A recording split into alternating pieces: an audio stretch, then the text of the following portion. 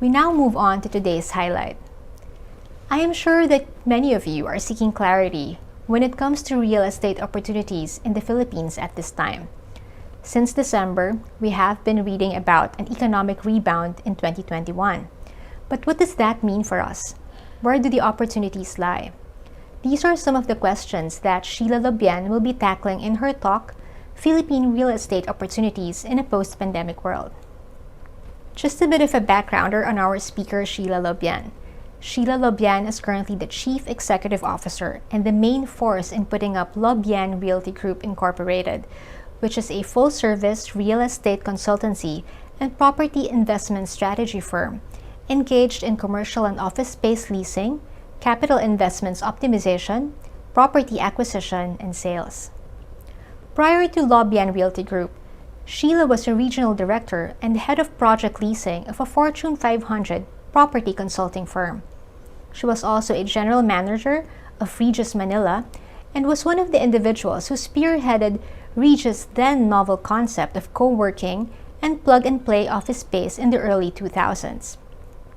Sheila advocates women empowerment and currently chairs the Women in Business Committee of the European Chamber of Commerce in the Philippines, whose key activities provide an avenue for mentoring, networking, and other social activities geared towards uplifting women professionals in the Philippines. Sheila graduated with a Bachelor of Science in Tourism degree from the University of the Philippines in Diliman, Quezon City. She also took up Management Development Program at the Asian Institute of Management. Moreover, she took up Master of Business Management at the University of the Philippines in Manila, Management Executive Program at National University of Singapore, and INSEAD Business School. Ladies and gentlemen, without further ado, please allow me to turn over the screen to our main speaker, Sheila Lobien. Good afternoon, everyone. Thank you, Martha, for the generous introduction. I hope everyone's healthy and safe wherever you are today, whether you're here in Manila or out of the country. I just wish everyone is safe and healthy. So very honored and happy to be here to give you an update about what's going on in the real estate market. Opportunities post-pandemic. We're still in the pandemic world, and up to today, we don't know when we will have the vaccine, but there are a lot of opportunities, and I'd like to talk to you about that. I'd like to look at the positive things in life and, of course, what's happening around us. So let me start first by sharing my slide. So the Philippine demographic window has shared. I'll be talking about what's going on in the Philippine real estate market, BPO industry. Again, there is a strong, well, it's not really strong, but they are still growing, which is good news.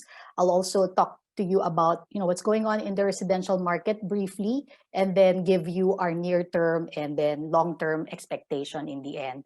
And happy to answer any questions that you may have regarding my presentation afterwards. So the first slide, the demographic window. I love to show this because a lot of companies, they come here in the Philippines because of this. If you look at that, 110 million people, very young, 25 years old, and almost everyone can speak English. Almost half of us are in the labor force. Literacy rate is also very high. Employment rate, of course, it's not that stable at the moment, but still at 91%, it's high. GDP growth rate, the forecast is that this year will be back at the 6.6% level, which is good news. Yes, we went down last year, and that's understandable because of what's going on in the global economy. But despite what's going on, the good news is a lot of economic managers out there are saying that we will be able to recover. So look at this demographic window. This is the sweet spot. And I love to share this because a lot of big firms who are here in the Philippines right now have recognized the fact that our biggest advantage, of course, is the talent, the Filipinos that we have here in the country. And that's why they're staying, and that's why they are still growing here in the Philippines.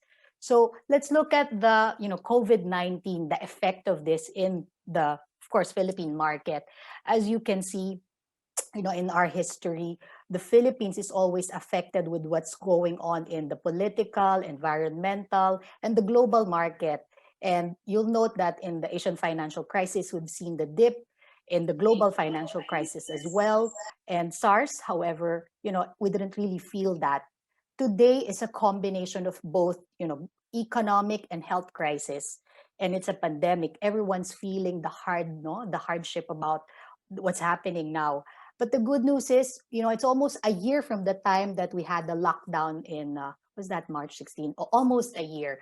So we know now what to do. We know now the protocols. And somehow, yes, there are improvements that we are seeing on the ground.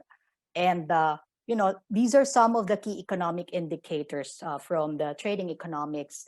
When you look at the GDP, they're saying that in the next 12 months, we'll be able to bounce back. Of course, not at the pre-pandemic levels, but at least at the 6% level again. The OFW remittances, that's very big, and it's one of the big pillars of the Philippine economy. I don't know, 30 plus billion US dollars coming in every year here in the country, being flush in the economy, and it's improving as well. Employment rate, though it went down last year, slowly moving up, and hopefully it will be back at the 90% levels this year and by next year. When you also look at the Philippine Stock Exchange Index, it is improving right now. That means there is confidence. The private sectors are back again. They want to bounce back. We've been hearing a lot of this bounce back thing all over. A lot of business groups are talking about propping up the economy. And the PSE stock market is a very good indicator that the companies now, they know what to do and they're rearing to bounce back. Now, us in the Lobien Realty Group in the real estate market, we look at these four indicators. So GDP from construction. Of course, the last few years, we've seen so high, the GDP from construction was really high. That was because of the growth in the BPO, the gaming industry, and so many other industries have grown here in the Philippines. Construction-wise, it was a boom. The last 10 years prior, the pandemic was really awesome. Big developers such as Robinson's Land and the others have invested a lot in the real estate market, building hotels, malls, shopping centers, offices, not just here in the metro, but outside the metro. When you look at the building permits, of course, it went down during the lockdown because people cannot move, they cannot construct. However, it is expected to move up again in the next 12 months. Same with the real estate loans. We're closely monitoring this. Real estate loans coming from the residential, that the individuals and commercial companies who are taking loans to build projects. It is also moving up and slowly increasing. And the Bangko Sentral ng Pilipinas have also increased the threshold from 20% now to 25%. That 5% alone is a lot of money, 1.2 trillion pesos, heavily focused on the property market. And that's good news for us. That means people who have good credit rating, of course, can borrow money from the bank. Companies can borrow money from the bank and invest in the real estate market. The interest rate as well is, of course, now it's down. The government is trying to put it down to help people bounce back, to help companies, of course, bounce back. But then it's not that easy to get loans because the banks are also tightening and making sure that they're doing their due diligence. They're also very strict at the moment. Now, this is another good news from the S&P Global, a US-based credit rating agency. And what they're saying is that this year, look at that, will be second in terms of growth after Vietnam at what, 6.6 something percent. Oh, no, higher, 9. And next year, they're saying that in 2022, we will be the first, followed by Vietnam, Indonesia, Malaysia. These are all good news to me, and I hope they really happen. And S&P is a reputable agency. I'm sure they have data. This is backed up by information. That's why they're saying this. They published this a month ago. But this is our analysis, us in the Lobien Realty Group. Of course, we're very cautious and we know what's going on in the market. We're out there in the ground talking to a lot of multinational companies, individuals, high net worth individuals who, of course, have a good grasp of what's going on in the market. And we put this together, the crisis that we've experienced in the past, the Asian financial crisis. I was still in school back then. And then the global financial crisis in 2008, which I have experienced. I was already in the real estate market at that time. And of course, today, the 2020 pandemic, COVID-19. So if you look at Asian financial crisis, the interest rates went down, the OFW remittances was very stable. Unemployment rate, of course, also went down. The GDP was also okay, stable in a way. Now, the global financial crisis, we've seen that in 2008. We felt that here in the Philippines in 2009, but it was short. And I would say after that, 2009 up to 2019, it was the start of the boom of the BPO, the outsourcing industry. Big companies such as you name it, all the big banks, Citibank, JP Morgan, Deutsche Bank, big insurance firms have started to put up shop here in the Philippines. And today we have almost all the big brands here in the country, the likes of Google, Facebook, etc. They all have an office now here in the Philippines. Their back office is here, their outsourcing business is here in the Philippines. 2020 is, as I've said, is a combination of health and economic crisis, and it's very severe. And that's why the dip was so low. We've seen unprecedented, hardship all over the world. And that's why we are saying that, yes, we will recover. We have to be cautious, but we don't think that we will be back at the pre-pandemic stage right away we're in. We're seeing 6.7% growth rate, and everything was rosy and everything was booming. This is a combination of so many things. The government also has to address the current COVID-19. The vaccine is still being rolled out, and we don't know when everyone will be vaccinated. So now let's go deeply and talk about the office market outlook. I have shared that it's always, I think up to now, of course, it's the best indicator of a growing economy, because when office spaces are built and taken, then that means companies are expanding, jobs are being created in the market. And when there are, of course, jobs out there, Filipinos have money to spend that will fuel the whole economy. They'll eat out, they'll buy properties eventually. So this is the GDP growth rate versus rental rate. And what I just like to highlight here is that the rental rate, of course, is always affected with what's going on in the market, in the economy. So the Asian financial crisis and global financial crisis, we've seen the biggest decline in rental. And as shared from 2009 up to 2019, it's a steady increase, 5-6% escalation annually. Average rental right now is above 1,000 pesos per square meter. We have a very huge office market here in the Philippines, bigger than some parts of the first world countries, bigger than some cities in the US. So it's a known office market already. We're not just a small market when it comes to the office sector here in the Philippines. Vacancy rate, 11%. It's double digit now. It used to be just at 5%. The double in the vacancy rate was due to the fact that Chinese gaming operators have left the country because of so many issues last year. And at the same time, there's travel ban. They also cannot expand. And so many have exited the country. But the BPO industry, the call centers, the outsourcing industry, they are still here, and they are occupying the offices that we have all over the metro. And the rental rate is still at the 1,100 pesos per square meter. It is still high, but of course it has went down from 1,160 pesos a year ago. Now, average rent all over the metro, I'd like to emphasize that bulk of the office transactions are happening within Metro Manila. And Velaris, they are concentrated, struggling, they are between Pasig and Quezon City. And as mentioned earlier, they are right smack in the action. Now, you'll notice here that Makati and BGC are still the ones enjoying the highest rental rate. And they've seen also the highest decline because some companies are having a hybrid operation right now. People are working from home, some are working in the office. But Bay Area, because bulk of the operators there are mostly the Chinese gaming operators, they've seen the highest decline, and rental rates also have gone down.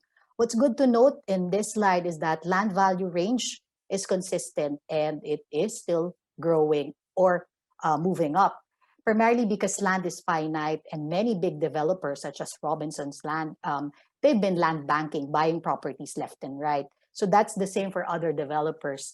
And that's why, the land values have not gone down. Yes, you can probably hear of good deals here and there, but the prime properties are still holding on to that price per square meter. Now, where are the demands coming from? You might have heard of the call center, the gaming, etc. So this is the mix. So bulk of the transaction right now, last year actually, the highest came from, well, if you look at the industry, of course, the BPO, the outsourcing industry, the call center, and then very small right now, the gaming industry. It is cut by half. Others would be typical companies, the brick and mortar companies who are using office spaces here in the country. Now, the BPO industry, I'd like to emphasize this because in Bridgetown, a lot of big players, a lot of big BPOs are already located there. And it's a 28 billion US dollar industry, one of the biggest pillar of the Philippine economy, with 1.8 million full-time employees right now, and they are still projecting growth. And this year, they have announced that they will still grow by 3-4% in a declining, in a world where people are cost cutting and not moving. At least in the BPO industry, they still see growth. It was not as high compared to 3-4 years ago when they were saying that they can grow at 8-12%. Today it's just at 3 or 4%, but it's still growth, and any growth is a good news, right? That means they will still employ, they will still need real estate, they will spend, and they will invest here in the country. So this is the forecast that they have run, and the bulk of them are still saying that they see growth. 33% only said flat, and then very small said they will reduce. So those who are servicing the airline industry, of course, they were heavily hit. But otherwise, the IT industry, the healthcare industry, those industries are still growing right now. And the Philippines is the number one when it comes to call center voice work. And then number two when it comes to non-voice, the higher value work, the engineering work, animation, etc. India is leading the way in that aspect. But Philippines is the number two, which is very, very good for us. This is what I have mentioned earlier already. The BPO industry, 1.8 million Filipinos employed there directly, but indirectly, there are also a lot. And they are still forecasting growth. Some of the BPO or outsourcing industry in the Philippines right now, Makati, Taguig, Pasig, these are all known brands, HSBC, JP Morgan, Merck's, Shell, etc. All of these are multinational firms, Fortune 500, most of them. In Quezon City, Bay Area, Alabang, again, just showing you some slide. Healthcare company, Manulife, ANZ, Sutherland, Convergys, these are all popular brands, BPO companies who are already here in the Philippines, employing thousands of Filipinos all over the metro and outside the Metro Manila. So the top BPO location. So I'd like to show this because it will tell you how many BPO employees now per city.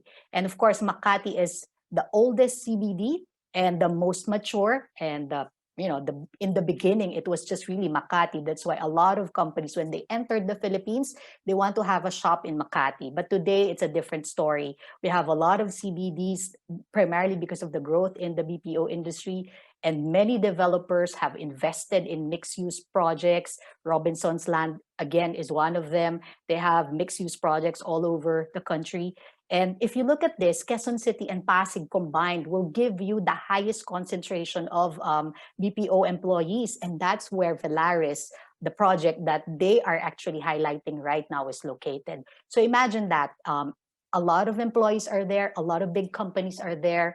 Many high-end residential subdivisions are also located near the current project of RHK. And schools are also in that area, big schools, the likes of course, Ateneo, UP Diliman, etc., are concentrated in the northern part of Manila. Now let's go briefly talk about the residential market. And I know our RHK team here, they know more about this, but this is just an overview. Annual supply last year, around 25,000 square meters, and the take-up was more than that. This is good news. 2021 forecast, though, 24,000 square meters will be out this year, and it is expected, no? And we want this to happen. The take-up will be more than that, 36,000 square meters. And then looking at the pie, pre-selling price range, what's saleable, what's in demand in a way. bulk of them are looking at the mid-range. I can't see 5 million or 7 million range. That's the biggest pie, and then above 15 million and above would be around 40%, and very few are looking at the 3-7 million range. And the project right now is in the high-end mid-market range. Now, given the current scenario post-pandemic, what do we see, and what do we see now? We're still in the pandemic situation, and what people have realized is that they want to be in a location that's healthy, safe, with good ventilation, and the project right now have addressed that. So moving forward, we will see a lot of townships. It's been there, it's been growing in the last 10 years. Many developers and companies and people have realized that it's good to live in an area wherein everything is like within your arm's reach. You work, live, and play in one area, and having your office near your home would be very good because it will lessen your commute and your exposure. And your, of course, exposure. You don't want to travel far. If you're just an employee who do not have a car, then it's best that you can walk from your home to the office. And developments inside CBD right now, they're addressing that need. Now, the condo developers also are responding to this new dynamics. You realize that when you were in that lockdown, when you were in a 20 square meter space and locked there for what, 3-4 months, you might go crazy. No, you go crazy. You can't even go out and use the facility. So right now, all the more that an open area, a condo wherein there is a lot of bright light, natural air can come in, natural ventilation can come in, sanitation can happen, because of the light, the sunlight that can come in. Those things will be more and more important. And the property management of the building will also be very important. Buyers will look at that, how the facility is being managed. Is it safe? Is the area safe? Do you have a lot of open facility, an area that natural light can come in, natural air can come in? All these things are happening right now. So the new normal, I've always said this, should be business as usual. It's very hard right now, the job of many CEOs out there, to balance the health and the economic situation. You have to look at those things, right? The company has to move on. The people, they also have to be healthy. And so I always say that the Philippines is already in a very, very good situation. Yes, there are so many things that still has to happen. But when you look at the rental rates, the real estate, it's cost competitive. The talent that we have here is also cost competitive. Very talented Filipinos, high literacy rate, as I have explained earlier. We have a credible rating, stable credit rating. The employees that we have, they're world class. Many BPOs have said that. Yes, of course, we need to improve the talent and the educational system of the country so that we can attract more and more companies to invest here. But so far, things are happening, but we still miss something. And what is that? I always say that we need to support the Build, Build, Build project. These are the things that we need so that the country will be more attractive. Big players, big developers, investors outside the Philippines look at all these things. So we have to have these airports, railways, and now it's slowly happening. And I'm happy to see this. And I hope, I've been saying this, I hope that my kids can see this in their lifetime. If I can't, I hope they'll see this. I want to be like Singapore, like Hong Kong, wherein you can travel from one place to another, not using your own car, just using the public transportation. How nice is that, right? We can't do that yet here in the Philippines. Most of us use our own vehicle. But in a first world country, you can just use the trains, the MRTs, right? And we want that to happen here in the country as well. So the beauty of the project that they are highlighting here is that it's benefiting from all these infrastructure projects that will happening now and will happen in the future. This Bonifacio Global City Ortigas link bridge, the connection between North Luzon Expressway and South Luzon, the Skyway 3, MRT 4, C5, whatever. So many things going on, and they are happening. Some of the projects are some are already done, some are underway, some are being approved. So if you want to know more about this, you can just check the DPWH website, and you can closely see and monitor what's happening in the many projects of the government right now. And that's good news for you guys, because I'm sure you're looking at investing in a property right now. Now, this is the Villaris project. They have shared a lot about the property already. Look at the map, look at the location. As shared, what I like about this is that it's in that developing area. So they probably will discuss the pricing to you. However, from a real estate standpoint, because we look and monitor at the prices of land, prices of condominiums, the Villaris Residences has a very attractive price per square meter right now, simply because they're looking at a long-term, of course, long-term development. The area right now is a progressive area. There are so many things going on there, and that's why the price per square meter is very attractive and competitive, I should say. So this is the location. It's right smack in the middle of Bridgetown development, where many BPOs and buildings, offices are currently operational right now. And the checklist, the good location checklist, I'd like to share this because I think the project has checked everything that you have here.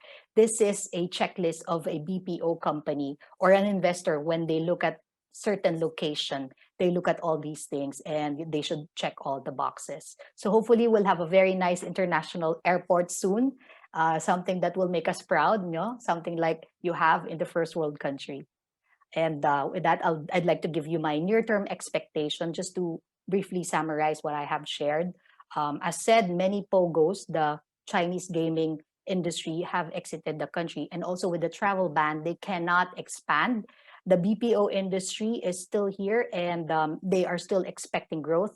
And I think it's not a trend, because companies, when they experience hardship, they need to cut costs, and cutting costs means outsourcing some of the work that you can, right? If you're not an expert on this, you can outsource that. And the Philippines is benefiting from that. We're known as the number one voice call center country. We're also known as the number two when it comes to non-voice. So we will see growth in that aspect. I hope it happens soon. I hope it happens faster than what's currently going on right now. But again, the vaccine has to help us, right? And while it's not there, of course, the confidence in the market will not be back right away. And then the the Build project has to continue. Township developments, they're happening all over to pandemic-proof the operation, so that when, let's say, an operation in Manila is stopped, they can still continue in the provincial area, in the nearby towns. And that's why the nearby towns are also growing. Outside, the nearest would be Cavite, Laguna, Batangas, and then going north, Bulacan, Pampanga, and all the way to Tarlac. House and lot and high-end condominiums, as shared, will be more in demand, because people now realize that it's not safe and healthy to be in a very small unit with no fresh air that can come inside your space. So more and more people are looking at having either their own house or a high-end condo project wherein they can have this natural ventilation to happen. And e-commerce, I did not say a lot about this. It's growing because of the growth in, people are buying things online now, and therefore e-commerce have experienced this boom also. And the warehousing logistics market in the Philippines is also growing today because of this. And midterm to long term, definitely people will, as I mentioned, mobility has to happen, and condominiums in the heart of the CBD will always do well, because people would like to live where they work. In an area, you can live, work, and play in one area, lessen your commute, lessen your exposure to the virus. And outside Metro Manila, the mixed-use project will continue to grow. The Build project, I think we have started that. It has to continue, it has to go on, so that the Philippines will be more and more attractive. We need that. The attractiveness rating of the country has to improve.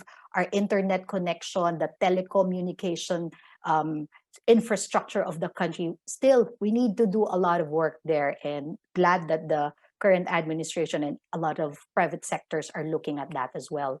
And the credit from the financial institution, of course, it's expected to be less stringent when the economy reopens, hopefully reopens faster, and the vaccine started to be, rolled out all over. We're still having a hard time there in rolling out the vaccine, and finally the house and lot market, high end condominiums.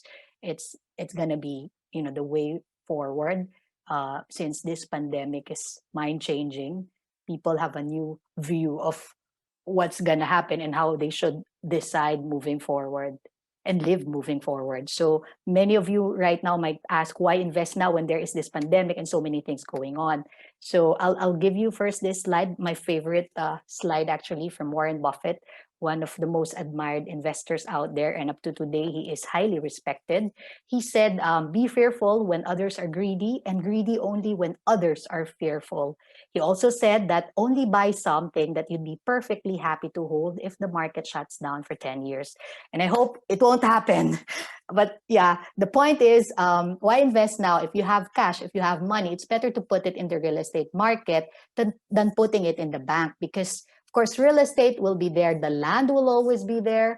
You'll enjoy the land value appreciation. You'll also, if you love the property, you'll be happy to have it no matter what happens in the market. Pwede mong ipamana, you can give it to your children, you can give it to your loved ones, right? So it's something tangible, it's something that will grow over time, and it's a long-term play.